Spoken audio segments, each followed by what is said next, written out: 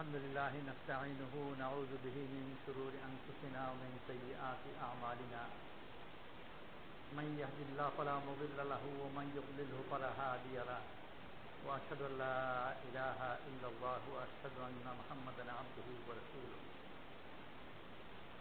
فأعوذ بالله من الشيطان الرجيم بسم الله الرحمن الرحيم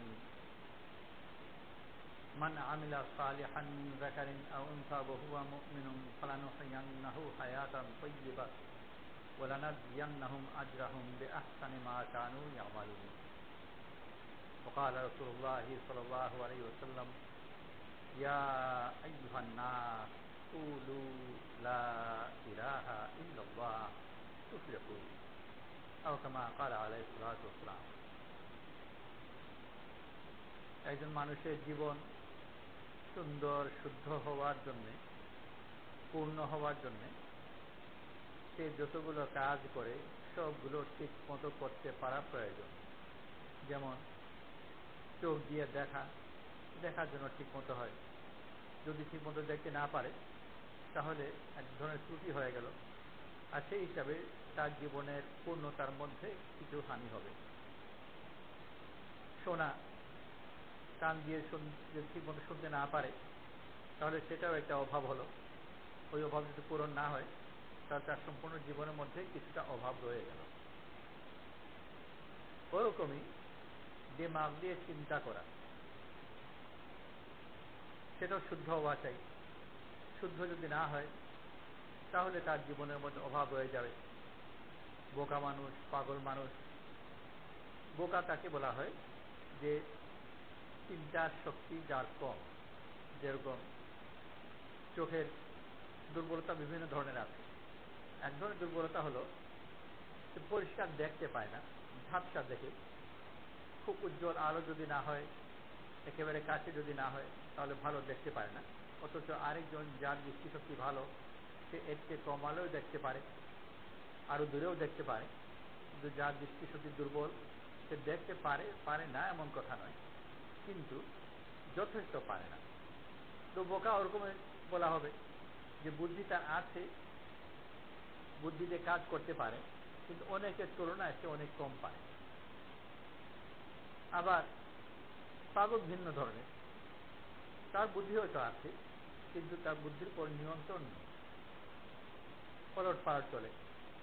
চোখের দৃষ্টি আরেক ধরনের আছে ত্রুটি, যে একটা জায়গায় দুটো দেখা যায়, ভুল বুঝে ফেলে।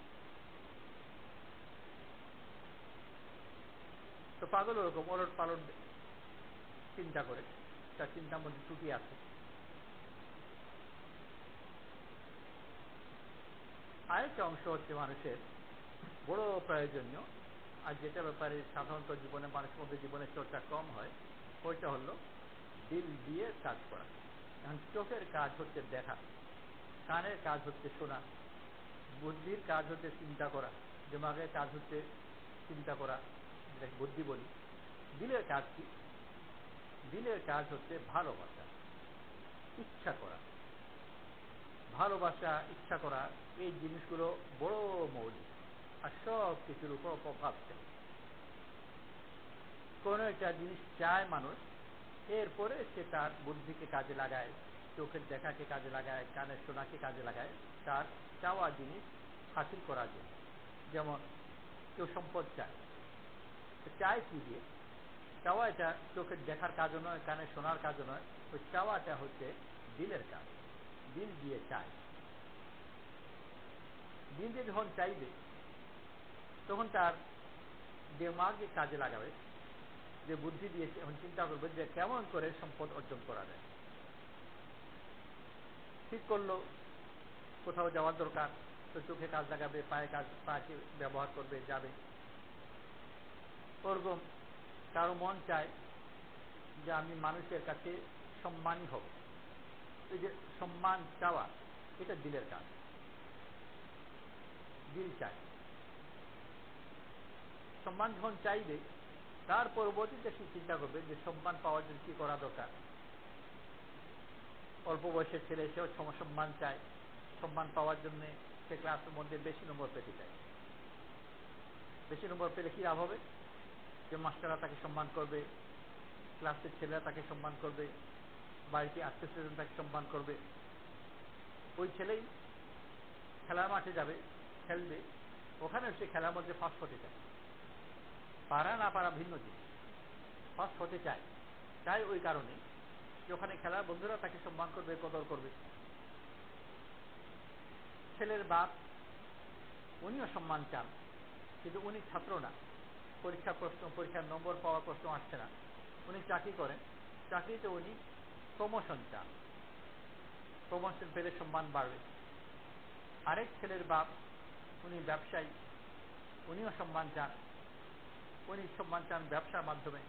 ব্যবসায়ী সমিতি আছে, সমিতির অধ্যক্ষ হতে চান, বড় ব্যবসায়ী হতে চান, অন্যান্য ব্যবসায়ী যাতে ওনাকে বড় ব্যবসায়ী মনে করে আর সেই হিসাবে সম্মান করে, সমিতির কদর করে। মূলত ওই একই সম্মান চাওয়া। ওই সম্মান চাওয়ার কারণে খেলোয়াড় মাঠে তার সম্মান পেতে চায়, ছাত্র ক্লাসে সম্মান পেতে চায়, ব্যবসায়ী ব্যবসার ময়দানে সম্মান পেতে চায়। এমনকি দিনদার লোক দিনের ময়দানে আছে, পীরের মুরিদ, যদি ওই সম্মানের চাহিদা দিলের ভিতর রয়ে যায় তো উনি জিকির করবেন, তিলাওয়াত করবেন, তসবিহাত আদায় করবেন, কিন্তু মনে মনে এটা থাকবে যে পীর সাহেব যেন আমাকে ভালো মুরিদ মনে করে আর সেই আমাকে যেন কদর করে। অন্যান্য মুরিদরাও যেন আমার পীর ভাই যারা আছে, তারা আমরা সবাই যারা একই পীরের মুরিদ, তারাও যেন আমাকে সম্মান করে, কদর করে। ওই ক্লাসের ছেলে যেরকম যদি বেশি নম্বর পায়, মাস্টারের কাছেও তার সম্মান বাড়বে, সহপাঠীদের সাথে সম্মান বাড়বে। তো পীর সাহেব মুরিদও ওরকম, তারও পীরের কাছে সম্মান বাড়বে, অন্যান্য মুরিদদের কাছে সম্মান বাড়বে। আরেকজন তবলিগের সময় লাগায়, চিল্লা দেয়, তার তবলিগের চিল্লা ইত্যাদির মধ্যে যদি তার সম্মান চাওয়ার মনের ভিতর থাকে, তাহলে সেও ওরকম এর ভিতর দিয়ে সম্মান চাইবার চেষ্টা করবে। তো মানুষের মনের ভিতর নানান ধরনের চাওয়া থাকে, ওই চাওয়া তাকে চালায় আর ওইটা দেখাই যায়। বলা হয়েছে এটা দিলের মানুষের জীবনের রাজা, মন বা দিল এটা রাজা। রাজা যেরকম একটা দেশকে চালায়, ওরকম মানুষের অন্তর বা তার মন তার সম্পূর্ণ জীবনকে চালায়। দেশে যেরকম বেশিরভাগ প্রজারাই রাজাকে কোনোদিন দেখেনি, তাকে চিনে না, কিন্তু রাজার প্রভাব সব জায়গায় অনুভব করে। পেয়াদা, অফিসার, সব জায়গায় রাজার নামে সবাই কাজ করছে, সরাসরি রাজার সাথে সম্পর্ক খুব কম মানুষেরই আছে। ওরকম বেশিরভাগ মানুষ সে তার নিজের দিলকেও চিনে না, কিন্তু দিলের প্রভাব সে প্রতি মুহূর্তে ওটা অনুভব করে, যদি খেয়াল করে নেয় প্রভাবটা কোথেকে আসে। ওই যে বিভিন্ন জায়গায় সে সম্মান চায়, তার কারণ ওই দিলের ভিতর দিয়ে সম্মান চায়।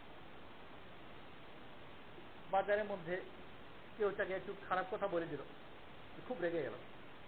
খারাপ কথা যে বলেছে এতে ওর কি ক্ষতিটা হলো? ওর পকেটের পয়সাও কিছু কমলো না, ওর বস্তার ভিতর যে গোস্ত মাছ কিনেছে ওগুলোর কোনো ক্ষতি হলো না, তাহলে এত রেগে গেল কেন? রেগে গেল এই জন্যে যে তার মন সম্মান চায়, আর ওইটা ও যদি আঘাত করে তো সে তাকে সহ্য করে।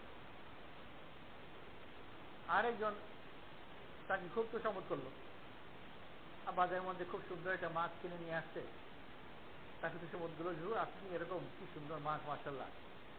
আর চালাক মানুষ কিছুক্ষণ পরে তাকে তোষামত করলো যে আপনাদের গোটা বংশের মানুষই দাতা, আপনার আব্বাকে দেখেছি যখন মাছ নিয়ে যেতেন, মাছ কিনে বাড়িতে যাওয়ার আগে ওকে দান খয়রাত করে চলে যেতেন, এরকম দাতার বংশ তো খুব কম আছে। এসব বললো টললো, সেও সাদা সিধা মানুষ, আর তার খুব ভালো লাগলো, সে মাছটা দিয়ে দিল। কেন? সে সম্মান পছন্দ করে। কেউ যদি তাকে গাল দিয়ে খুব রেগে যায়, কেউ যদি তাকে তোষামত করে তো খুব ফুলে যায়। এসব জিনিসের জন্য হয় যে দিল সম্মান চায়। তো মন মানুষ নিজে দেখতেও পারে না, কিন্তু মন জীবনটাকে পরিচালনা করে। ছোট বড় সব ব্যাপারে যে কোনো জায়গায় হাটে ঘাটে রাগারাগি করছে, ঝগড়া করছে, খোঁজ করলে দেখা যাবে যে এই ঝগড়ার উৎপত্তিটা মনের ভিতরে, অন্য জায়গায়। হাঁটতে হাঁটতে একজন ভুল করে আরেকজন উপর তার জুতো ফেলে দিল, পায়ে চাপ লাগলো। পায়ে চাপ লাগার সাথে সাথে যদি সে দুঃখ প্রকাশ করে যে ভাই ভুল হয়ে গেছে, তো সে আর কিছু বললো না, রাগ করলো না, না কিছু না কিছু না।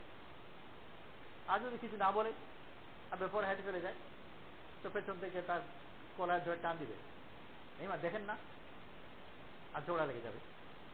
তো ঝগড়া লেগেছে পা ফেলে দেওয়ার কারণে ঝগড়া লাগে। পা ফেলে দিয়ে যদি মাপ চাইতো তাহলে খুশি হইতো, মাপ না চাওয়ার কারণে ঝগড়া লেগেছে, কারণ সম্মান চায়। তো মানুষের দিল বিভিন্ন ধরনের জিনিস চায়, সম্পদ চায়, সম্মান চায়, এ প্রধান এই জিনিসগুলো। আরো অনেকগুলো জিনিস আছে এগুলো চায়। আর ঠিক যেরকম ভাবে সম্পদ চায়, তো সম্পদ হারানো পছন্দ করে না, বেইজ্জত হওয়া পছন্দ করে না, তার বিপরীত থেকে বাঁচতে চায়। এই জিনিসগুলো মানুষের জীবনকে পরিচালনা করে। চোখের দেখা, আগে যে কথা বলছিলাম যে চোখের দেখা ভালো হওয়া উচিত, কানে শোনা ভালো হওয়া উচিত। কারণ চোখের দেখার মধ্যে যদি ত্রুটি থাকে, খুব সহজে বাচ্চা যদি হয় মা বাপ বুঝে, একটু বড় হওয়ার পরে মা বাপ বুঝতে পারে যে ছেলে বোধে চোখের দেখার সমস্যা আছে, ডাক্তারের কাছে নিয়ে যায়, তার চিকিৎসা করায়, চশমা লাগায়। কানে শোনার ব্যাপারে সমস্যা থাকে, তারাও মা বাপ দিতে হয়, চিকিৎসা করায়। বুদ্ধি শুদ্ধির ব্যাপারে যদি হয় তাও চিন্তিত হয়, ভালো মাস্টার লাগায়, ভালো স্কুলে পাঠায় যাতে ভালো করে অঙ্ক শিখতে পারে। একই সাথে দুই ছেলে, একজন বেশ অঙ্ক টঙ্ক শিখে ফেলেছে, আরেকজন বেশি শিখতে পারেনি, মাস্টার পরিবর্তন করে, স্কুল পরিবর্তন করে, যাতে পেছনে রয়ে না যায়। কিন্তু দিলের মধ্যে যে রোগগুলো আছে, সমস্যাগুলো আছে, ওগুলো বাচ্চারও থাকতে পারে, ওটা বাচ্চা নিজেও বুঝে না, মা বাপও বুঝে না, এমনকি বড় হয়ে যাওয়ার পরেও বুঝে না। অথচ দুনিয়াতে যত সমস্যা হয়, সব সমস্যাগুলো দেখা যাবে যে বেশিরভাগই, সব নাও যদি হয়, বেশিরভাগই মূলত দিলের সমস্যার কারণে হয়। দেশে দেশে যে বিরাট বিরাট যুদ্ধ হয়ে যাচ্ছে, এগুলো মূলত দিলের কারণে। কত বিশ্বযুদ্ধ হলো, যে যুদ্ধে মানে কোটি হিসাবে মানুষ মারা গেল, মারাত্মক ক্ষতি হলো, গোটা ইউরোপ ধ্বংস হলো।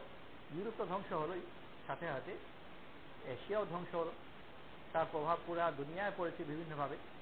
উৎপত্তি কি? যে কোনো এক জাতি মনে করে যে আমরা উন্নত জাত, সবাই যেন আমাদেরকে উন্নত জাত মনে করে,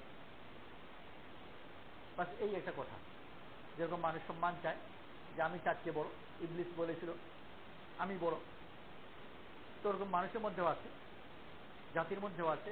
একটা জাতি দাবি করলো আমি বড়, আর এই কথার উৎপত্তি আর ওই কথা থেকে ঝগড়া লেগে যায় সমাজের মধ্যে, মানুষের মধ্যে। এটা মজলিসের মধ্যে কেউ যদি হাত ভাব দেখায় যে সে বড়, বাকিরা রেখে যাবে, বাকিরা রেখে যাওয়ার ব্যক্তি আছে, কারণ ওরাও নিজেকে অত বেশি বড় না হলে কিছু ছোট ছোট বড় মনে করতে চায়। তো একজন যখন নিজেকে একটু বেশি বড় দাবি করে, বাকিরা উপরে রেখে যায়। আর যদি এরকম কদিন চলতেই থাকে, তাহলে ওই রেগে যাওয়াটা থামে না, পরবর্তীতে ঝগড়ার আকার ধারণ করে। এক বাড়িতে দুই ছেলে বিয়ে করেছে, দুই বউ এসেছে। একজন যে আরেকজন কোনো কারণে একটু নিজেকে বড় মনে করে, উন্নত মনে করে যে আমি বড় পরিবার থেকে এসেছি, তো কিছুদিন পরে দেখা যাবে যে বিভিন্নভাবে সাথে ঝগড়া লেগে যাবে। এরকম মনে না করে তার সাথে সম্পর্ক ভালো থাকবে। তবে তার জাতি নিজেকে বড় মনে করলো, অন্যান্য জাতির সাথে যুদ্ধ লেগে গেল, এমনকি লাখো লাখো কোটি কোটি মানুষ মরল। কোথায় জাপানে গিয়ে এটম বোম পড়লো, ওখানে কত লোক মরল। উৎপত্তি দিলের ভিতরে, যে নিজেকে বড় দাবি করছে। পারিবারিক পর্যায়ে মানুষের মধ্যে ঝগড়া লেগে যায়, স্বামী স্ত্রীর মধ্যে সম্পর্ক খারাপ, ঝগড়া লেগে আছে, অনেক সময় অনেকদিন ঝগড়াঝাটি হয়, কখনো কখনো তালাকও হয়ে যায়। ওখানেও খোঁজ করলে দেখা যাবে যে সমস্যার দিলকে দিয়ে। যাদের মধ্যে তালাক হয়ে যায় স্বামী স্ত্রীর মধ্যে, শরীর খারাপ বলে, চোখে কম দেখে বলে তালাক হচ্ছে, এরকম খুঁজে পাওয়া যাবে। এখানেও তালাক দিচ্ছে যে ও চোখে কম দেখে, বা কানে কম শোনে, বা বুদ্ধি কম, এটাও হবে না। কিন্তু যদি সম্পর্ক ভালো থাকে আর বুদ্ধি কম হয়, তো বুদ্ধি কম দিয়ে উল্টা পাল্টা বোকার মতো অনেক কাজ করবে। সম্পর্ক যদি ভালো লাগে, এগুলো খুব সুন্দর লাগবে, আর হাসাহাসি করবে, আনন্দ ফুর্তি করবে, এর জন্য তালাক হয়ে যাবে না। কিন্তু দিলের মধ্যে যদি সমস্যা থাকে, চোখেও ভালো দেখে, কানেও ভালো শোনে, বুদ্ধি দিয়েও খুব ভালো বুদ্ধির কাজ করতে পারে, কিন্তু দিলের ভিতর সমস্যা, যেমন অহংকার। অহংকার যদি করে, অহংকার সবার উপর করবে। স্বামী তার স্ত্রীর উপর অহংকার করবে, স্ত্রী তার স্বামীর উপর অহংকার করবে, আর এর কারণে মনের ভিতরে সম্পর্ক খারাপ হবে।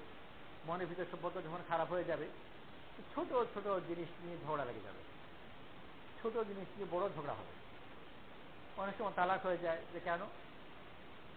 যে ঘুমালে নাক ডাকে, ঘুমালে নাক ডাকতে সামান্য জিনিস, এর জন্য তালাক হয়ে যাবে নাকি? এটা আসল কারণ। আসল কারণ সম্পর্ক খারাপ। সেই সম্পর্ক খারাপ হওয়ার কারণে ছোট জিনিস তার কাছে বড় হয়ে দেখা দিচ্ছে। আর সম্পর্ক যদি খারাপ হয়ে যায়, খুঁজ করে দেখা যাবে যে মনের ভিতর কিছু কিছু ব্যাপার আছে। তো কখনো অহংকারের কারণে হয়, কখনো মালের মহব্বতের কারণে হয়। মালে যদি মহব্বত বেশি থাকে, তাহলে সব মালের নিজে মালিক হতে চাই। স্বামীর মনে মনে দাবি থাকবে যে আমার সম্পদের মালিক তো আমি আছি, আমার স্ত্রীর কাছে যেগুলো, ওগুলো তো আসলে আমারই। তার স্ত্রী মনে মনে এই কথাই ভাববে যে আমার যেগুলো সেটা আবার। আর বিয়ে হয়ে গেলে স্বামীর যেগুলো থাকে ওগুলো তো স্ত্রী হাতেই থাকে, তো সেগুলো তো আসলে আমারই। তো দুজনই নিজের সম্পত্তিরও মালিকানা দাবি করে, অপরজনের সম্পত্তিরও মালিকানা দাবি করে, বিবাদ তো লাগবেই।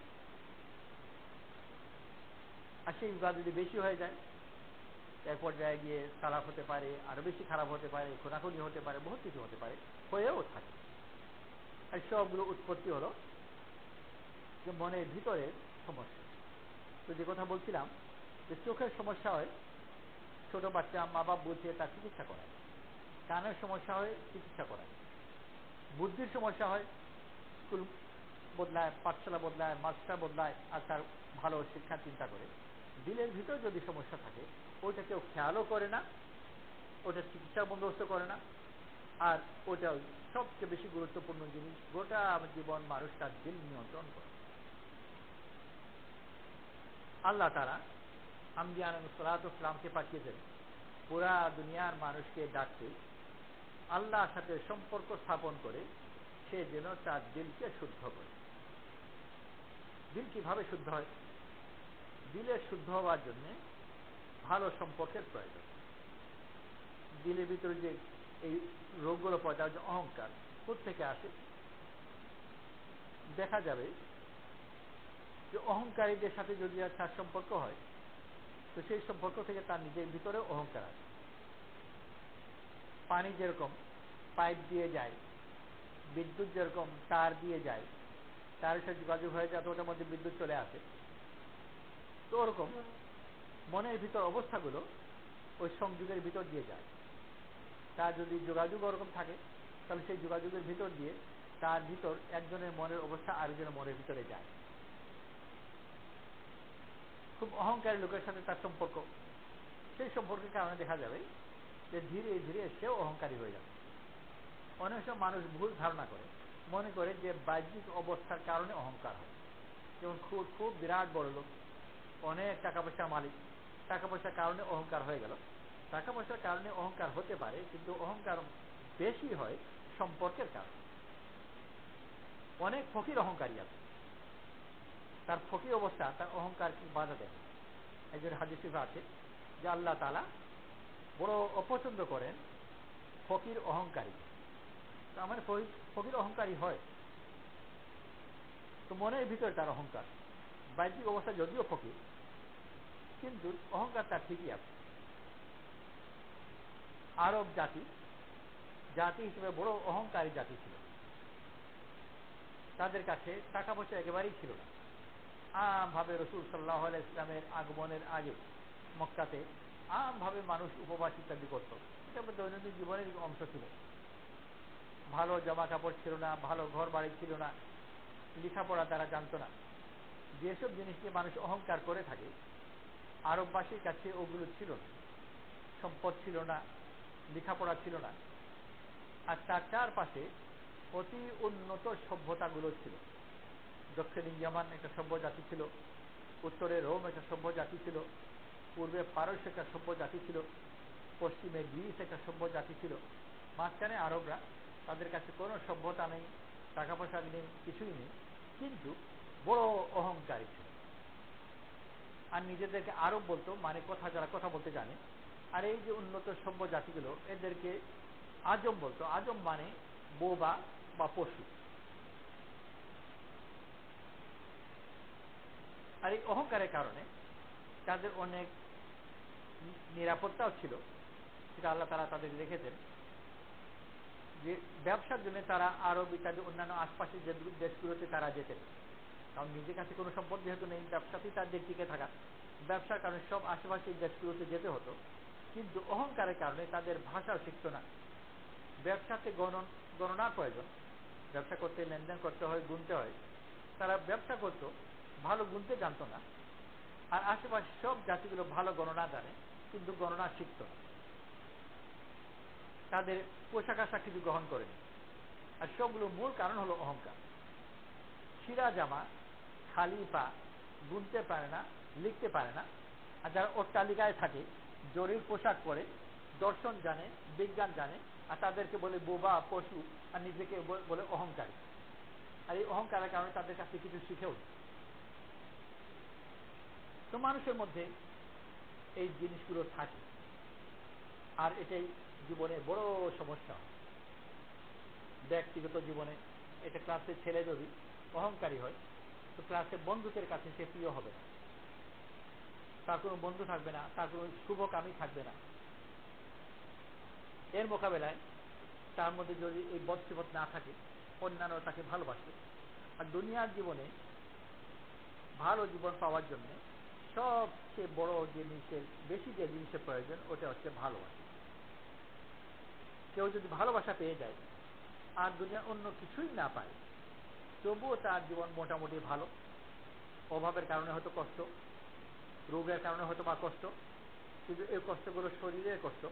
কিন্তু ভালোবাসা পাওয়ার কারণে তার মন ভালো আছে। এর মোকাবেলায় আশেপাশের লোকের সাথে যদি ভালোবাসার সম্পর্ক না থাকে, তাহলে সব কিছু থাকার পরেও তার জীবন মোটেই আনন্দের নয়, কারণ ভালোবাসা পায় না। আর এই অহংকার ভালোবাসা পাওয়ার ব্যাপারে সবচেয়ে বড় বাধা হয়। আজ দুনিয়াতে বেশুমার মানুষ আত্মহত্যা করে, বেশুমার মানুষ, পুরা দুনিয়া মিলে লাখো লাখো মানুষ আত্মহত্যা করছে। এই যে যারা আত্মহত্যা করে, তাদের প্রধান কারণ হলো তার চারপাশে কাছের মানুষের ভালোবাসা পায় না। আর ভালোবাসা না পাওয়ার কারণে তার জীবনে কোনো আনন্দ নেই, এক পর্যায়ে আর সে বাঁচতেই চায় না, আত্মহত্যা করে। এই রোগটা কোথায়? মনের ভিতরে। আল্লাহ তাআলা আম্বিয়া আলাইহিস সালাতু ওয়াস সালামকে পাঠিয়েছেন মানুষের দিলের রোগ সারাবার জন্য। দিলের রোগ যদি ঠিক হয়, তাহলে তার জীবন সুন্দর হয়। আর দিলের কাজ হচ্ছে ভালোবাসা। কয় স্তরের? এক হলো কি ভালোবাসবো, কি ঘৃণা করব, ভালো মন্দ দুটোর মধ্যে পার্থক্য করতে পারা, ভালোকে ভালোবাসা, খারাপকে ঘৃণা করা। যদি ভালো মন্দ পার্থক্যই না বুঝি, তাহলে তো বড় সমস্যা হবে। আতরের গন্ধ নিয়ে বলে এটা দুর্গন্ধ, আর কেরোসিন বলে সুগন্ধ। তো যদি কেরোসিন দেখা যাচ্ছে সুগন্ধ লাগে, আতর দুর্গন্ধ লাগে, রান্নার মধ্যে পোলাও টোলা কিছু হয়ে গেছে, মেহমানদের কাছে দেবার আগে 2 শিশিতে কেরোসিনও আছে, গোলাপ জলও আছে, বললো যে একটু গোলাপ জল ছিটিয়ে দিলে ভালো লাগবে, সুগন্ধি হবে, মেহমানরা পছন্দ করবে।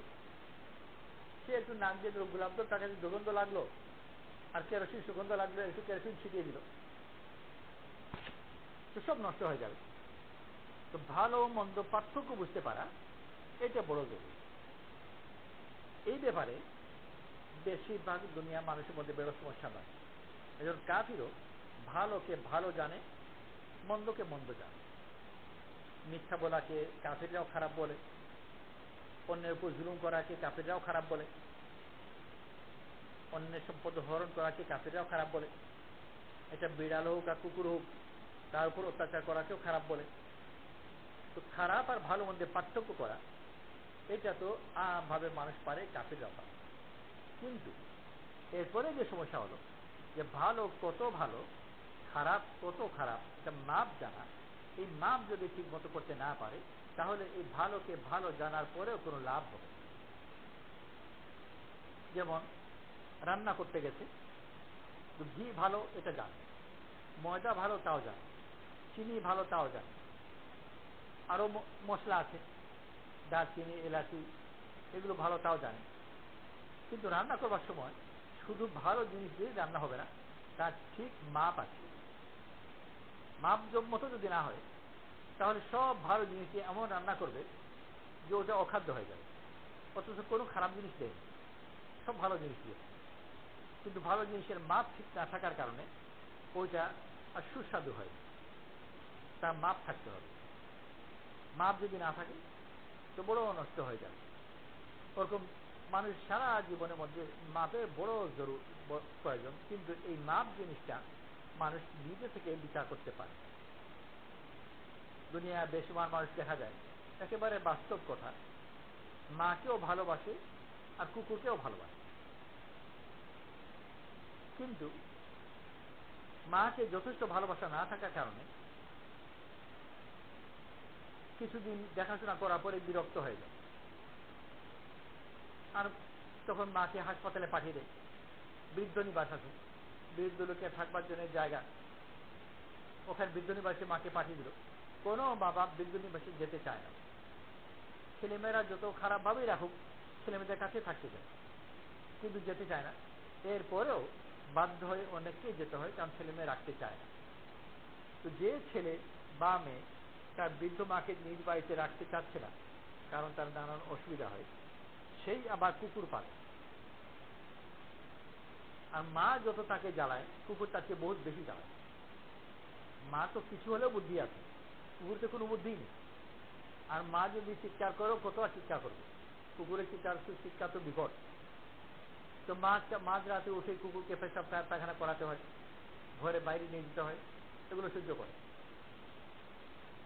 এর আধাও যদি তার মায়ের জন্য সহ্য করত তো মাকে বাড়িতে রাখতে পারত, কিন্তু মার কিছু অসুবিধা তার অসহ্য লাগলো, আর মাকে তো বিদ্যুৎ বাসে পাঠিয়ে দিল। আজকে বহু বেশি অসুবিধা সে কুকুরের ব্যাপারে সহ্য করছে। তো মাকেও ভালোবাসে, একথাও ঠিক, ভালোবাসে না এমন কথা, ভালোবাসে, কিন্তু কম ভালোবাসে। কুকুরকে অনেক বেশি ভালোবাসে। তো কুকুরকে ভালোবাসা, মাকে ভালোবাসা, দুটোই হাদিস শরীফের মধ্যে আছে। মারও ভালোবাসার হক আছে, কুকুরকে ভালোবাসারও হক আছে। আর হাদিস শরীফে এই কথা উল্লেখ আছে যে একজন একটা কুকুরকে পিয়াসা অবস্থায় পানি পান করালো, আল্লাহ তাআলা সেই কুকুরে পানি দেওয়ার কারণে তার গুনাহকে মাফ করে দিলেন, তাকে নাজাত দিলেন। কুকুরকে ভালোবাসা বড় ফজিলত আছে, কিন্তু আল্লাহ তাআলা যেরকম কুকুরের ভালোবাসার ফজিলত বয়ান করেছেন, বাকি শরীয়তের ভিতরে কতটুকু ভালোবাসতে হবে তার মাপও শিখিয়েছে। এই মাপ নষ্ট হয়ে যাওয়ার কারণে আর দুনিয়ার বহু মানুষ কুকুরকে ভালোবাসতে গিয়ে বড় বড় অপরাধ করে ফেলছে।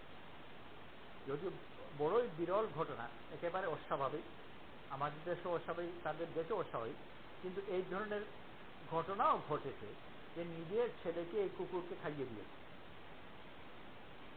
নিজের ছোট বাচ্চা, আর কুকুর খেতে চায়, তো কুকুরের মহব্বত এতই বেশি যে খেতে দিল, বাচ্চাকে খেয়ে ফেলল। যদি এটা চূড়ান্ত ধরনের ঘটনা, দুনিয়া কোনো সমাজে এই ধরনের ঘটনাকে সমর্থন করবে না, কিন্তু এই জাতীয় ঘটনাও বড়ই ব্যতিক্রমী যদিও ঘটতে পারে, কারণ কুকুরের মোহাম্মত এতই বেড়েছে যে এর কোনো সীমাই নেই।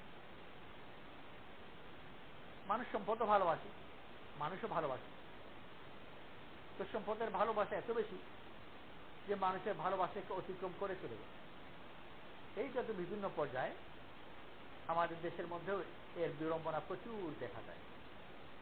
ভাইয়ের ঝগড়া চলছে, বিবাদ চলছে, কখনো কখনো খুন খারাপি পর্যন্ত হয়ে যায়। কি নিয়ে? জমি নিয়ে। ভাইকে যে ভালোবাসে না তারা, ভাইকে ভালোবাসে ঠিকই, কিন্তু জমিকে বেশি ভালো। সেই জন্য জমি পাওয়ার জন্য ভাইয়ের ভালোবাসা ছেড়ে দিচ্ছে। যদি জমি না থাকতো তাহলে ভাইয়ের প্রতি ভালোবাসা ছিল। আর যে জমিকে নিয়ে বিবাদ চলছে, সেই ভাই মারা গেলে আবার ভাই কাঁদেও। অনেক সময় নিজেই মার্ডার করিয়েছে, আবার নির্জনে তার কথা মনে করে কাঁদেও। কাঁদছে তার কথা মনে করে, এটা প্রমাণ যে ভালোবাসে। আর একসময় তাকে যথেষ্ট আদর করেছে, নিজের কোলে করে নিয়ে গিয়ে গোসল করিয়েছে, নিজের লোক পাতুলে মুখে তুলে দিয়ে খাইয়েছে, বুকের উপর শুইয়েছে। আর সেই ভাইকে পরবর্তীতে মার্ডারও করাচ্ছে, কারণ জমির মহব্বত এত বেড়ে গেছে যে ভাইয়ের ভালোবাসাকে একেবারেই গিলে ফেলেছে। বন্ধু, দুই বন্ধু প্রতি পরস্পর মহব্বত আছে, কিন্তু পরবর্তীতে একই সাথে ব্যবসায় ঢুকলো, আর ব্যবসার লাভ নিয়ে বিবাদ লেগে গেল। পরবর্তীতে দুই বন্ধুর মধ্যে মুখ দেখা দেখি আর থাকলো না। যারা বড় ভালো বন্ধু ছিল, কিন্তু পরবর্তী এমন অবস্থা হলো যে আর একজন আরেকজনের চেহারাই দেখে না। কখনো কখনো মারা গেলে হয়তো জানাজায় যাবে, আবার কখনো কখনো জানাজায়ও যাবে না। কারণ কি? যে টাকার মহব্বত এত বেশি। তো টাকা ভালো, টাকাকে ফেলে দেওয়া শরীয়তে জায়েজ নেই। সম্পদের কদর করা, এটা শরীয়তে আমাদেরকে শিক্ষা দেওয়া হয়েছে। এটা খারাপ জিনিস নয়, এটাকে মহব্বত করতে হবে। ভাইও ভালো, তারও মহব্বত করতে হবে, কিন্তু তার একটা মাপ আছে। মাপ যদি ঠিক না থাকে তাহলে দুই ভালো জিনিসই নষ্ট করে। যেরকম রান্নাতে মাপ যদি ঠিক না থাকে তাহলে বেমাপে ঘি দিল, তো ওটা কোনো খাবার জিনিস থাকবে না। আর কখনো কখনো কোনো চালাক লোক মাপ নষ্ট করে নষ্ট করে। শুনেছি যে বড় বিয়ে বা এই জাতীয় অনুষ্ঠান, আন্দাজের চেয়ে বেশি মেহমান এসে গেছে বা কোনো কারণে পোলাও অনুযায়ী টান পড়ে যাচ্ছে, যখন চিন্তিত হয় কিছু চালাক বাবুর্চির এরকম আছে, তার একটা সমস্যার সমাধান দিবে। এটার সমাধান কি? যে প্রচুর ঘি দেবে না। খারাপ জিনিস নয়, ভালো জিনিস, কিন্তু যথেষ্ট ঘি পোলাও মধ্যে ঢেলে দিলে আর মেহমানরা খেতে পারবে। তো অখাদ্য হয়ে গেল। অথচ ঘি বড় ভালো জিনিস। বেশি চিনি ঢেলে দিলে অনেক সময় ওই হালুয়া বেশি খাওয়া যাবে না। অনেক আছে ছোট বাচ্চারা হয়তো পছন্দ করবে, কিন্তু বেশি খাবে না, আর বড়রা পছন্দই করবে না। অথচ চিনি কোনো খারাপ জিনিস না। লবণ আরো ভালো, লবণ যদি না থাকে তো অখাদ্য হয়, কিন্তু বেশি হয়ে যায়। এইগুলো জিনিসগুলো তার জীবনের মধ্যে অর্জন করা, যাতে আমার জীবন শুদ্ধ থাকে। ভালোকে ভালো জানা, আর ভালোটা ঠিক মাপ মতো হওয়া। বড় তাফসীলে আমাদেরকে সেই মাপগুলো শেখানো হয়। এমনকি ওলামারা বলেন যে মা এবং বাপ, মানুষের মধ্যে সবচেয়ে বেশি হক এটাই, মা বাপের। এখানে পার্থক্য আছে। ওলামারা বলেন যে মায়ের হক ছেলের কাছে, সন্তানের কাছে বাপের চেয়েও 3 গুণ বেশি। একজন সাহাবী একবার রাসূল করিম সাল্লাল্লাহু আলাইহি ওয়াসাল্লামকে জিজ্ঞেস করলেন যে আমার ভালো আচরণের সবচেয়ে বেশি হকদার কে? রাসূল করিম সাল্লাল্লাহু আলাইহি ওয়াসাল্লাম বললেন মা। আবার ওই একই প্রশ্ন করলেন যে আমার ভালো আচরণের সবচেয়ে বেশি হকদার কে? আবার রাসূল করিম সাল্লাল্লাহু আলাইহি ওয়াসাল্লাম বললেন মা। আবার একই প্রশ্ন, আমার ভালো আচরণের সবচেয়ে বেশি হকদার কে? রাসূল সাল্লাল্লাহু আলাইহি ওয়াসাল্লাম বললেন মা। আবার জিজ্ঞেস করলেন আমার ভালো আচরণের সবচেয়ে বেশি হকদার কে? চতুর্থবার রাসূল করিম সাল্লাল্লাহু আলাইহি ওয়াসাল্লাম বললেন বাপ। তো ওলামারা এই কথার পরিপ্রেক্ষিতে বলেন যে মায়ের হক বাপের চেয়েও 3 গুণ বেশি। তো বাপকেও ভালোবাসতে হবে আর ভালো সম্পর্ক রাখতে হবে, কিন্তু মায়ের ওখানে চেয়েও বেশি। ভাইয়ের সাথে ভালো সম্পর্ক রাখতে হবে, কিন্তু বাপের হক ভাইয়ের চেয়ে বেশি। তো ওরকম মাপ আছে। এই মাপগুলো যদি ঠিক না থাকে তাহলে রান্নায় যেরকম ভালো জিনিস দিল ঠিকই, কিন্তু মাপ ঠিক থাকলো না, ওইটা অখাদ্য হয়ে যাবে। ওরকম ভালো জিনিসে যদি মাপ ঠিক না থাকে, গোটা জীবন বড় বিড়ম্বনায় ডুবে যাবে। আর দুনিয়াতে মানুষের জীবনে যে বিড়ম্বনা, তা ভালো মন্দর পার্থক্য বোঝা না কারণে যত হয়, যে ভালোকে খারাপ বা খারাপকে ভালো মনে করলো, এর চেয়ে বেশি সমস্যা হলো যে ভালোর মাপ জানে, কাকে বেশি ভালোবাসে ওইটার মাপ জানে। সমাজে মায়েরও হক আছে, স্ত্রীরও হক আছে, ভাই বোনেরও হক আছে। মাপ যদি ঠিক না থাকে তাহলে গন্ডগোল লাগবে। স্ত্রীর হক যদি বোনকে দিয়ে দেয়, বোনের হক স্ত্রীকে দেয়, সব ক্ষেত্রেই অশুদ্ধ হবে। কিন্তু তার নিজের একটা হক আছে, স্ত্রীর হক স্ত্রীকেই দিতে হবে, বোনের হক বোনকে দিতে হবে। একজনের হক আরেকজনকে দিয়ে দেয়, নিজের সম্পর্ক তাদের সাথে খারাপ হবে, পরস্পরের তাদেরও সম্পর্ক খারাপ হবে, আর পরিবারের মধ্যে অশান্তি হবে। পুরা দুনিয়াতে মানুষ বিভিন্ন ধরনের অশান্তিতে ডুবে আছে, কারণ এই তার জীবনের মাপগুলো ঠিক নেই। মাপ কোত্থেকে শিখব? এটার জন্য আল্লাহ তাআলা বড় সহজ করে দিয়েছেন।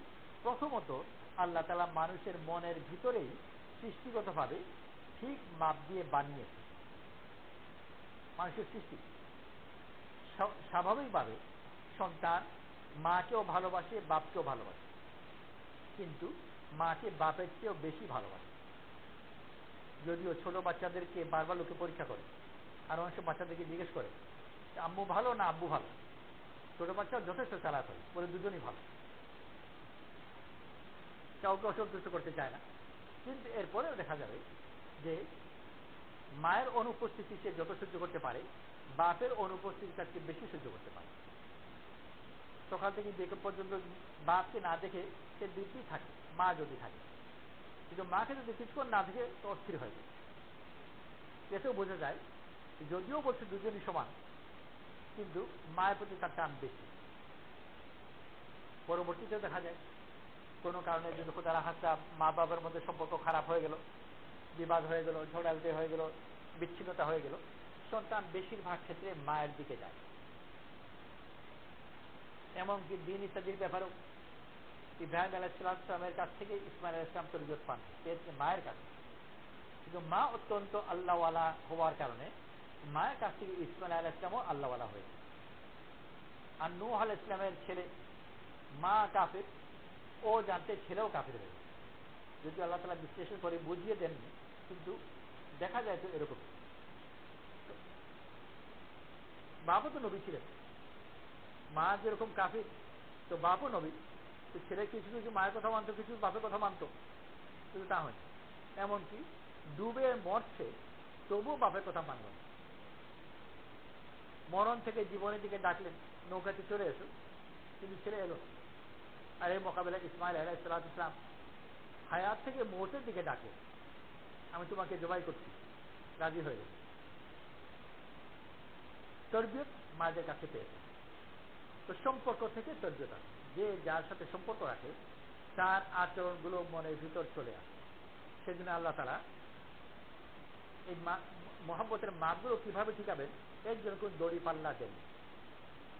আর দড়ি পাল্লা দিয়ে দাড়ি পাল্লা দিয়ে করাটা বড় কঠিন কাজ। দৈনন্দিন রান্নাতে প্রত্যেক দিন রান্নার সময় যদি পাল্লা দিয়ে মাপতে হয় কি পরিমাণ ঘি দেবো, কি পরিমাণ তেল দেবো, কি পরিমাণ নুন দেবো, পাল্লা দিয়ে মাপতে হয়, তো ওরকম জীবন চলবে। প্রত্যেক বাড়িতে ওরকম ভালো পাল্লা আছেই বা কোথায়? গরিব মানুষ পাল্লা সে পাবে কোথায়? নুনই কিনতে পারে না, তেল কিনতে পারে না, পাল্লা পাবে কোথায়? আন্দাজে করেছে। আন্দাজ কোথেকে পেয়েছে? মেয়ে পেয়েছে মায়ের কাছ থেকে, মা পেয়েছে নানির কাছ থেকে, খালার কাছ থেকে। ওই যাদের সাথে থাকে তাদের ভিতর থেকে তার আন্দাজও চলে আসে। বইগুলোতে রান্না পুষ্টি ইত্যাদি বই টই আছে, ওগুলোতে যদিও মাপ দিয়ে শেখায় যে কি পরিমাণ মাপ, কিন্তু এরপরেও আন্দাজের একটা ব্যাপার আছে। যদিও মাপটাপ দিয়ে বলে, সেন্টিমিটার মিলিমিটার অনেক কিছু বলে, কিন্তু তারপরে বলে আন্দাজ মতো মাঝে মাঝে বলে, পরিমাণ মতো মাঝে মাঝে বলে। আর ঘর সংসারের মধ্যে, আর এই যে বই থেকে কজন মানুষ রান্না শিখে? লাখের মধ্যে একজন শিখছে কিনা সন্দেহ। বাকি লাখের মধ্যে ৯৯,৯০০ জন শিক্ষক থেকে, তারা তো শুধু সম্পর্ক থেকে দেখা দিয়ে শিখেছে। আর তারা সবাই আন্দাজের উপর চলে। আন্দাজ যদি ঠিক না হয় তাহলে জীবন চলা মুশকিল হবে। পাল্লা দিয়ে জীবন চলা যায়। ওরকম মাছ পচে গেছে, তো নাক দিয়ে বুঝতে হবে যে এটা মাছ পচে, নাকে যেন ধরা পড়ে। নাকে যদি ধরা না পড়ে তাহলে ল্যাবরেটরিতে পাঠিয়ে ডাক্তার দিয়ে প্যাথোলজিক্যাল পরীক্ষা করিয়ে যে পচা মাছ না তাজা মাছ, তো ওটা তো সম্ভব নয়। এটা বাস্তব জীবন এভাবে হয় না, নাক দিয়েই আন্দাজ করতে হয়। রান্নার সময় হয়ে গেল কিনা একটু হাতের মধ্যে নিয়ে জিভে লাগায়, জিভে আন্দাজ করতে হয়। আন্দাজে যদি ঠিক না থাকে রান্না ঠিক হবে না। ওরকম মানুষের দিলের ব্যাপারে এটা আন্দাজ করতে হবে। আন্দাজ যদি ঠিক না থাকে তাহলে এই হুকুকগুলো ঠিক মতো আদায় হবে না। মায়ের হোক, বাপের হোক, চাচার হোক, খালার হোক, প্রতিবেশীর হোক, বন্ধুর হোক, এমনকি শত্রুরও হক আছে। শত্রুকেও খারাপ অবস্থায় দেখে আনন্দিত না হওয়া। একবার রাসূল করিম সাল্লাল্লাহু আলাইহি ওয়াসাল্লাম একটা কওমকে দাওয়াত দিলেন, তাদেরকে শিক্ষা দিলেন। বলেন তোমরা কি জানো? বলে আমরা 15টা কথা জানি, 5 কথা আপনার কাছ থেকে শিখেছি। রাসূল সাল্লাল্লাহু আলাইহি ওয়াসাল্লাম নামাজ, রোজা, হজ, যাকাত এগুলো 5টা কথা শিখিয়েছিলেন। এর আগে একজন সাহাবী তাদের কাছে গিয়েছিলেন, উনিও তাদের কাছে 5টা কথা শিখেছিলেন, আর তার আগে তারা নিজ কওমে 5টা কথা জানত। রাসূল করিম সাল্লাল্লাহু আলাইহি ওয়াসাল্লাম জিজ্ঞেস করলেন যে কোন 15টা কথা তুমি জানো? তো রাসূল সাল্লাল্লাহু আলাইহি ওয়াসাল্লাম যে 5টা কথা শিখালেন সেগুলো তারা বললেন, সাহাবী যে 5টা কথা শিখেছিলেন সেগুলো তারা বললেন, আর তাদের আগে তাদের বাপদাদার কাছ থেকে আইয়ামে জাহিলিয়াতে যে 5টা কথা শিখেলেন সেই কথাও তারা বললেন। সেই 5টা কথার মধ্যে একটা কথা ছিল যে শত্রু যদি বিপদে পড়ে যায় আনন্দিত না হওয়া। 5টা কথা, 4 কথার মধ্যে আরো 4টা কথা, তার মধ্যে এটা একটা।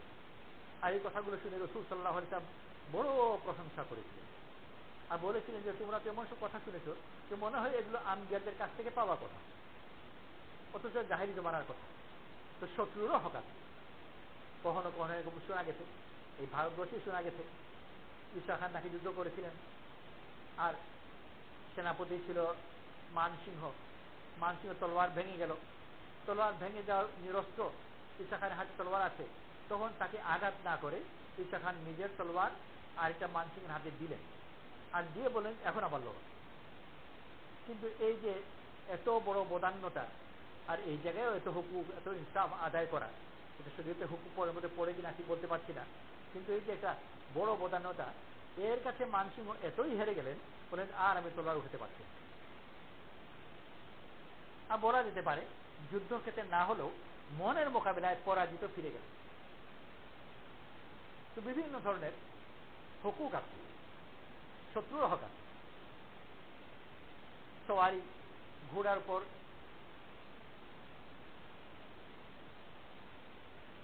সওয়ার হওয়ার হক আছে, কিন্তু ঘোড়া থেমে আছে,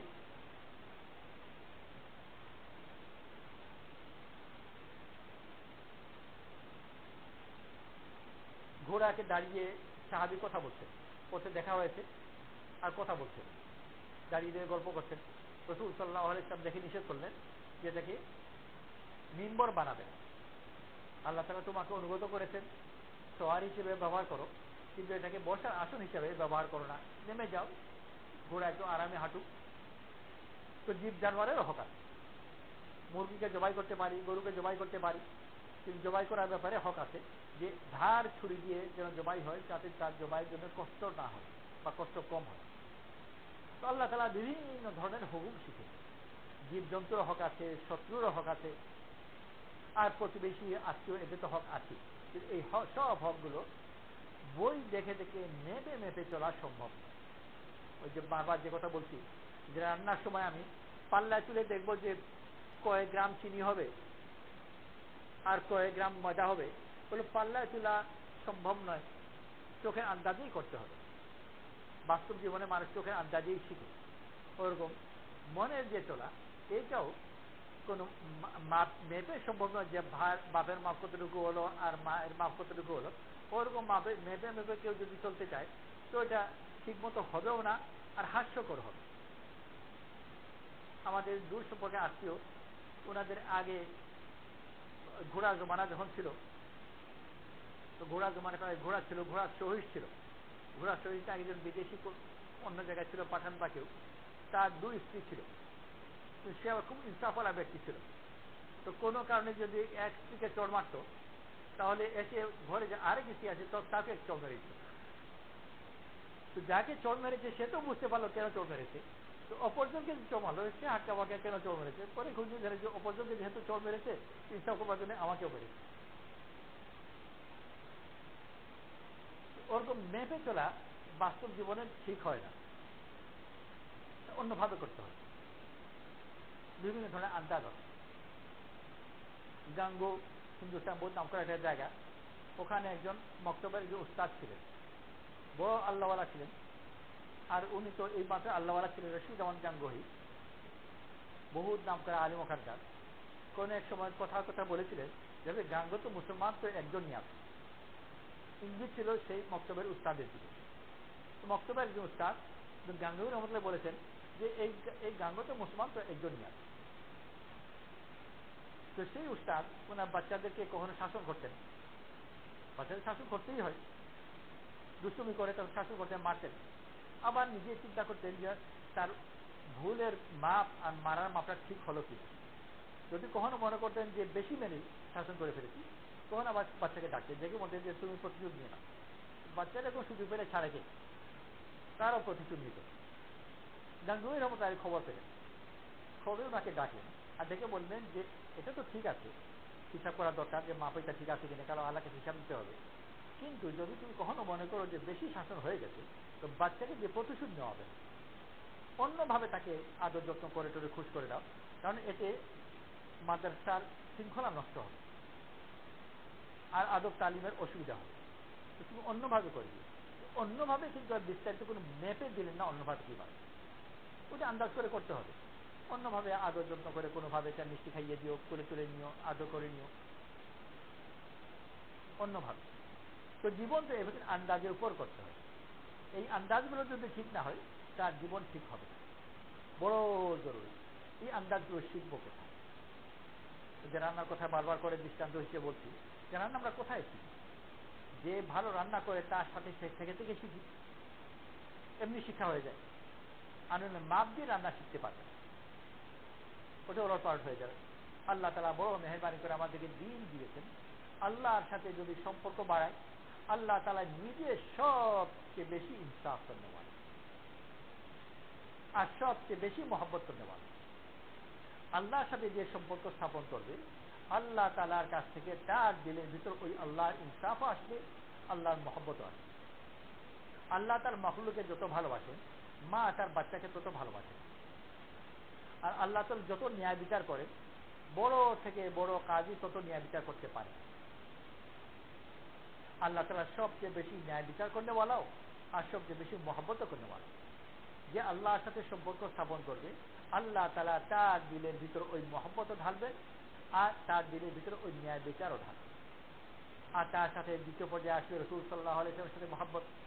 তো যে সুন্নতের পাবন্দির মাধ্যমে রাসূল সাল্লাল্লাহু আলাইহি ওয়াসাল্লামের মহব্বত দিলের মধ্যে অর্জন করবে, আল্লাহ তাআলা তার দিলের ভিতরেও রাসূল সাল্লাল্লাহু আলাইহি ওয়াসাল্লামের মহব্বতও ঢালবেন আর রাসূল সাল্লাল্লাহু আলাইহি ওয়াসাল্লামের ইনসাফও ঢালবেন, আসবে সম্পর্কের ভিতরে।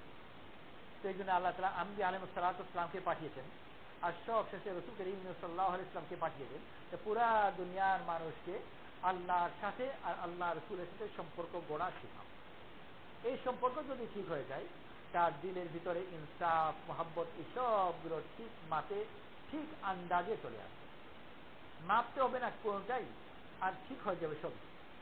কত ভালো রান্না করা, সুন্দর বড় সুস্বাদু রান্না হয়, নাম করা আছে, এই যে ওনার হাতের রান্না বড় ভালো। যদি জিজ্ঞেস করে যে আমি কি মাপে রাখি, আমি তো কোনো মাপই জানি না, জীবনে কোনোদিন মাপে নেই, রান্না প্রত্যেকবারই ভালো হয়। তো রান্না করে মাপ হবে না, মাপ তো তার একটা আন্দাজের উপর করতে হবে। মানুষের দিলের আন্দাজ যদি ঠিক হয়ে যায়, তার সম্পূর্ণ জীবন ওরকম সুন্দর হবে। সে যাই বলুক না কেন তাই ভালো লাগে। যার রান্না ভালো, ও যদি ডালও রাঁধে তাও ভালো লাগে, পোলাও রাঁধে তাও ভালো লাগে, হালুয়া রাঁধে তাও ভালো লাগে। একেবারে সাদা সিধা একটা গ্রামের একটা সাধারণ একটা তরকারিটা রাঁধলো, তেলও কম, মশলাও কম, গরিব মানুষ বিচারি এই সাদা সিধা ভাবে রান্না করেছে, তাও মজা হয়ে যায়। তা হাতেরই বরকত। ঠিক ওরকম দিনের মধ্যে যদি আল্লাহ তাআলা ওই নিয়ামত ঢেলে দেন, তাহলে ও যে কথা বলবে না কেন ওটা ভালো লাগে, মানুষের মহব্বত তার দিকে যাবে। দেখা যাবে যে সবাই তাকে মহব্বত করে। অসুস্থ হয়েছে, গোটা গ্রামের লোক তার জন্য দোয়া করে। গ্রামের আশেপাশে দূর বাড়ি, সে তার মুরগি সৎকা করেছে। মুরগি কেন সৎকা হলে? তো শুনলাম অমুক ফুপু নাকি অসুস্থ। আসলে তার ফুপুও নাই, রক্তের সম্পর্কও নেই, কিন্তু এমনি গ্রামের ফুপু হিসেবে ডাকে। নিজের আপন ফুপু অসুস্থ হলো আর একটা ডিম সৎকা করলো না। আর গ্রামের দূরে কোন ফুপু অসুস্থ হয়েছে আর সে তার মুরগি সৎকা করে দোয়া করছে, আল্লাহ আমার ফুপুকে ভালো করে দাও। কেন? সবাই মহব্বতকে টেনে নিয়েছে তার নিজের দিলের ভিতর মহব্বত থাকার কারণে। আর ওইটা পেয়েছে কোথায়? আল্লাহ তাআলার সাথে সম্পর্ক থাকার কারণে, আল্লাহ রাসূলের সাথে সম্পর্ক থাকার কারণে। তো যে আল্লাহকে ভালোবাসে, আল্লাহ তাকে ভালোবাসে। যে রাসূল সাল্লাল্লাহু আলাইহি ওয়াসাল্লামকে ভালোবাসে, আল্লাহ তাকে ভালোবাসে। আর আল্লাহ যাকে ভালোবাসবেন, আল্লাহ তাআলা তার দিলকে মানুষের কাছে এবং মখলুকের কাছে মাহবুব বানিয়ে দেন। আল্লাহ যখন কাউকে ভালোবাসেন, জিবরিল আলাইহিস সালামকে ডাকেন আর ডেকে বলেন যে আমি অমুককে ভালোবাসি, তুমিও তাকে ভালোবাসো। জিবরিল আলাইহিস সালাম আসমানে আসেন, এসে আসমানে সব ফেরেশতাদেরকে ডাকেন আর ডেকে বলেন অমুক বান্দাকে আল্লাহ ভালোবাসেন, আমিও ভালোবাসি, তোমরাও ভালোবাসো। তখন আল্লাহ তাআলা সব মাখলুকের দিলের ভিতর তার মহব্বত ধরে। সেজন্য দেখা যাচ্ছে যে আল্লাহওয়ালা যারা আল্লাহর কাছে মাহবুব, মানুষের কাছেও তারা মাহবুব, মানুষও তাদেরকে ভালোবাসে। অত কেন ভালোবাসে নিজে জানেও না, কিন্তু ভালোবাসে ঠিকই। কেন? আল্লাহর কাছে মাহবুব, আল্লাহ তাআলা তার দিলের মধ্যে মহব্বত ঢেলে দিয়েছেন। তো আল্লাহ তাআলা আমাদেরকে দিন দিয়েছেন, আর দিন মানে হলো আল্লাহকে ভালোবাসা আর তার হক আদায় করা। আল্লাহর ভালোবাসার হক হচ্ছে ইবাদতকে ঠিকমতো করা, ভালো করে করা। ফরজ, ওয়াজিব, এমনকি নফল পর্যন্ত যে যত বেশি আল্লাহকে ভালোবাসবে, সে ইবাদতের মধ্যে তত বেশি নিজের জীবনকে ভালো, প্রচুর নফল করবে, রাত দিনে নফল আদায় করবে, তিলাওয়াত করবে, তাসবিহাত করবে। আর রাসূল সাল্লাল্লাহু আলাইহি ওয়াসাল্লামকে ভালোবাসা, যে রাসূল সাল্লাল্লাহু আলাইহি ওয়াসাল্লামকে ভালোবাসবে, সে রাসূল সাল্লাল্লাহু আলাইহি ওয়াসাল্লামের সুন্নতে তত বেশি পাবন্দি করবে। তো যে আল্লাহকে ভালোবাসে, ইবাদত করবে, রাসূল সাল্লাল্লাহু আলাইহি ওয়াসাল্লামকে ভালোবাসে, সুন্নতের পাবন্দি করবে, আর আল্লাহর এবং আল্লাহ রাসূলের অপছন্দের জিনিস থেকে নিজেকে দূরে রাখে, এটাকে পরহেজগারি বলে। আল্লাহ তাআলা যেটাকে অপছন্দ করেন ওটা থেকে দূরে থাকা, বর্জন করা তো বটেই, বরং দূরে থাকা। রাসূল সাল্লাল্লাহু আলাইহি ওয়াসাল্লাম যেটাকে অপছন্দ করেন ওটা থেকে দূরে থাকা, এটাকে পরহেজগারি বলে বা তাকওয়া বলে।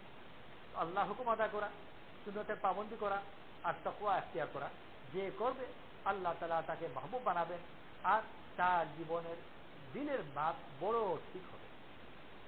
যাকে ভালোবাসবার তাকে ভালোবাসবে, যতটুকু ভালোবাসবার ততটুকু ভালোবাসবে। আর যে এই মাপ মতো ঠিক মতো ভালোবাসতে পারে, তার জীবনকে আল্লাহ তাআলা বড় সুন্দর করে দেন, আল্লাহ তাকে বড় ভালোবাসে। আল্লাহ আমাদের সবাইকে তৌফিক নসিব করুক। এইটার জন্য দিন শিখতে হয়, আর এটার জন্য আল্লাহ পথে যেতে হয়, সম্পর্ক থেকে অর্জন করা। আমরা সবাই নিয়ত করি ইনশাআল্লাহ, মহিলা হই পুরুষ হই, আল্লাহ পথে বেরোবো, সময় লাগাবো, যার যখন যেভাবে সুবিধা হয় সময় লাগাবো। তো আমি নিজ পরিবার থেকে, নিজ ঘর থেকে পাঠাবো, আর নিজেও যাব। ওরকম কে কবে পাঠাবো এটার জন্য নাম দিই, কে কবে নিজে যাব এটার জন্য নাম দিই। এখন দোয়া করে কে কবে 4 দিনে যাবো, 3 দিনের জন্য যাবো, সব ধরনের কাদেরকে পাঠাবো সেটারও তশকিল করি, আর কারা কারা নিজেরা যাবো সেটাও তশকিল করি, আর কাগজগুলো বাইরে পাঠিয়ে দিই। আল্লাহ আমাদের তৌফিক নসিব করুন। লা ইলাহা ইল্লা হুয়াল হালিমুল কারীম, সুবহানাল্লাহি রাব্বিল আরশিল আযীম, আলহামদুলিল্লাহি রাব্বিল আলামিন। নাসআলুকা মুজিবাতি রাহমাতিক ওয়া আযাইমা মাগফিরাতিক ওয়াল ইসমাতা মিন কুল্লি যামবিন ওয়াল গনিমাতা মিন কুল্লি বিররিন ওয়াস সালামাতা মিন কুল্লি লা তাদা লানা যামবান ইল্লা গফারতা ওয়ালা হাম্মান ইল্লা ফাররাজতা ওয়ালা কারবান ইল্লা নাফাসতা ওয়ালা দুররান ইল্লা কাশাফতা ওয়ালা মারিদান ইল্লা শাফাইতা ওয়ালা দাল্লান ইল্লা হাদাইতা ওয়ালা হাজাতান হিয়া লাকা রিদান ইল্লা কাদাইতাহা ইয়া আরহামার রাহিমিন। সুবহানাল্লাহি ওয়া বিহামদিহি, সুবহানাকা আল্লাহুম্মা ওয়া বিহামদিকা, নাশহাদু আল লা ইলাহা ইল্লা আনতা, নাস্তাগফিরুকা ওয়া নাতুবু ইলাইক। সুবহানা রাব্বিকা রাব্বিল ইজ্জাতি আম্মা ইয়াসিফুন ওয়া সালামুন আলাল মুরসালিন ওয়াল হামদুলিল্লাহি রাব্বিল আলামিন। আমিন।